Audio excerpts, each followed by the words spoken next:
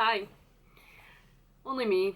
As per my previous video where I'm talking about watching movies on the IMDB, the 250 movies, I've decided that the best format I could set up is to watch two movies and review them. And I finally got two movies in the last 2 days.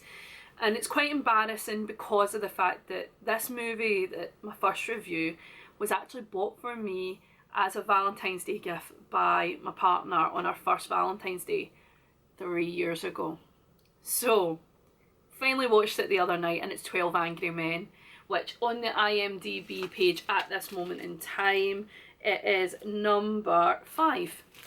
So, it has Henry Fonda in it. It was made in 1957, and I actually can't believe it. So, if anyone knows me, you'll know that I've got a thing for old-fashioned crime, in the sense of like Quincy, and I didn't realise that the Quincy actor Jack Klugman was in it. He's beautiful. What a good looking man. Now, the movie itself, the premise of it, most of the movie is filmed within one room. You see it going up the steps. So it's filmed so you're going up the steps into court, you're going through the halls, and then suddenly you're in the courtroom and you see the 12 men being told to go and make a decision based on this young boy who you can instantly see is an immigrant. And off the guys go into it. None of them say their names, so they're known as like numbers, sitting the number in the row of where you're meant to be, number 1, 2 through to 12. And the movie is completely black and white. Henry Fonda in it is fantastic, but the person that stole it for me for the movie was actually the old man, and I wish I actually wrote down his name now. He was fabulous in it. The movie is so good because actually what I find it is, it's more of a discussion of classism within America and allowing prejudice to come through your class. So what I found interesting when the movie started to film is that the guys were talking about what they did job wise. They wanted to know where the pecking order of everybody was and how they all can clasp it together. So you see a conversation happening between a guy who's determined to read a paper, and then when they find out that he works on Wall Street, the guy beside him's like, oh well, I own a business that, you know, we bring things in, here's my card, and the guy refuses to take the guy's card. You can see straight off the back there's a classism kind of happening, and I know that in America classism is more of a British thing, but I do find it rears its ugly head in other ways. So you start seeing that through the movie. You're also told in the movie that it's the hottest day of the year. The guys are admitting that they have other things to be getting on with that day. So they want to just instantly say that the boy's a badging and instantly say that he deserves to die, because that's really what they're doing. They're judging this boy who's going to go for the death penalty because I won't spoil it, even though it was made in 1950, well, released in 1957, so if you haven't watched it, you probably, you know, aren't really bothered about spoilers. It's amazing. I can't believe I haven't seen it up until now. Definitely a classic movie. The way that they all seem to be filled with their own self-importance, like, how dare you, you can't actually consider what I'm saying as being wrong, I am right. And I love the breakdown of every individual character and their choice. I mean, it's actually quite a quick movie. I believe it's an hour and a half. But it was just, it held my attention instantly. The actors are phenomenal in it. Every single one of them deserves, you know, I know most of them are probably dead right now, but it was brilliant. I can see why it's on top of the list. I can see the breakdown in communication, the anger that comes through with them. Yeah, of course it's called 12 Angry Men, but you can see why, you know, and the room's getting hotter and hotter, and they're getting bothered by the fact of someone who they think is higher than them, but they're desperate to see themselves as being higher than him. It's fabulous work, I must admit. Really thoroughly enjoyed it. And if you haven't seen it, see it. Watch it. I couldn't tell you if it's on Netflix or whatever, but most of the time you can buy it online, Prime or whatever. So if you're looking for a movie where you want to be enlightened, I would definitely watch this. The next one, however, it's called The Invisible Guest. Now, when we started to watch this, me and my partner started looking it up, and it turns out that the movie has been remade quite a few times in quite a few different countries. So it made me feel a bit kind of like, okay, we're on to something then. Now, it's 243 in the list, as I said, from the January 2021 IMDB. It's amazing. I know that some people don't really like having to read a story, but I find when it comes to subtitles and other movies being made in other countries that acting's universal. When someone's emotional, you should see it. It shouldn't just be a matter of what they say, it's the way they are. That's why they're actors. That's why they do the job they do, because they are able to put across emotions and put it on screen or put it across on stage, that they honestly feel the way that that character should feel.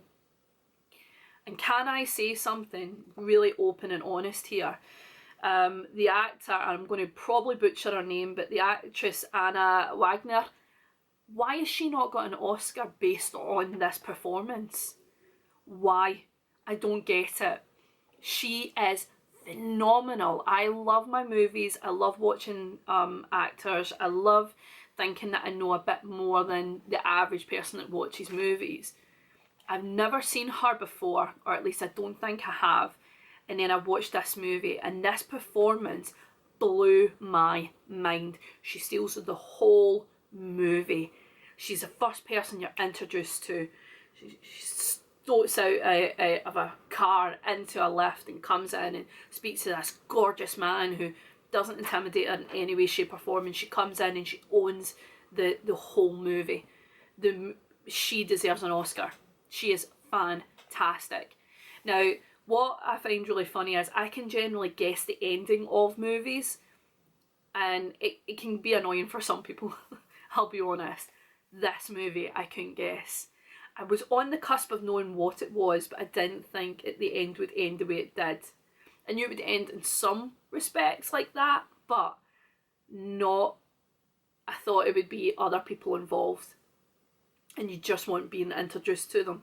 It's fantastic. Honestly, I mean, Mario Casas, if that's how you say your name, I'm really sorry, was brilliant too. He's a lead in it.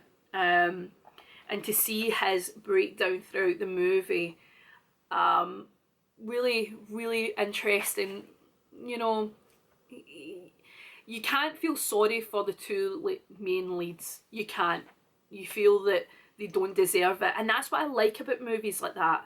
Because I tend to find with American movies in particular, and British movies, that we want to make everyone a victim and make them all better and happier. But when it comes to European movies and, you know, like Girl with a Dragon Tattoo, things like that, you tend to find that people are just bad. It's the acknowledgement that people are as they are, and that they accept that those are parts of, you know, the human life of what people are. And I like that. I think that's why I'm quite excited to the fact of when I looked at the IMDb list to see as many European, Japanese and Bollywood movies on the list. Because I find that sometimes in their writing, they understand how to make a villain. They understand what it is to make someone be so disliked. And I do. It is a fabulous movie. I'm actually shocked it's so far down the list, in all honesty, because there's a couple of movies in the list that I didn't think much of, and they're higher up the list than this movie. I feel it's really, really controversial. Another thing I liked that the movie did was they used music in the background throughout most of the movie, and it's just this build up. It doesn't annoy you, you know it's there, but it doesn't really get to you, and then as the movie gets on and on, it's the build up, and I love that. That is amazing. So amazing cast, amazing story, and amazing build up.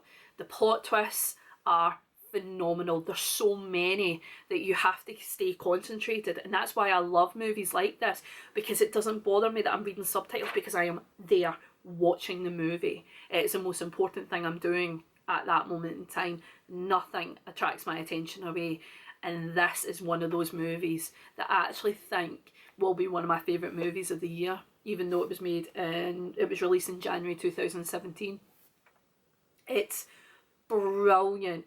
Another thing that I loved about the movie was, I tend to find with some movies they want to kind of hit you over the head with the plot, like, oh, this is what's happened.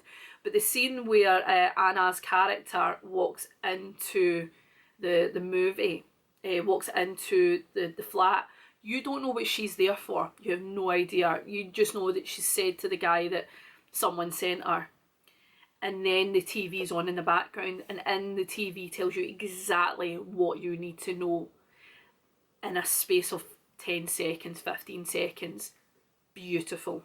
Absolutely beautiful. It doesn't hit you over the head, it's subtle, and now you know you're going into a full conversation. And that's really what the movie is. It's a conversation between two people. And you're trying to figure out who's the worst person there, really, to be honest. And what is the circumstances that have led them to be in this room. Another subtle thing is Anna's character walks in with a clock and she says, we've got 180 minutes to get the truth out of you. And you don't know why it's so important that she says she's got 180 minutes. Boom, the ending. Fantastic. Absolutely brilliant. It is such a great, deep meaning.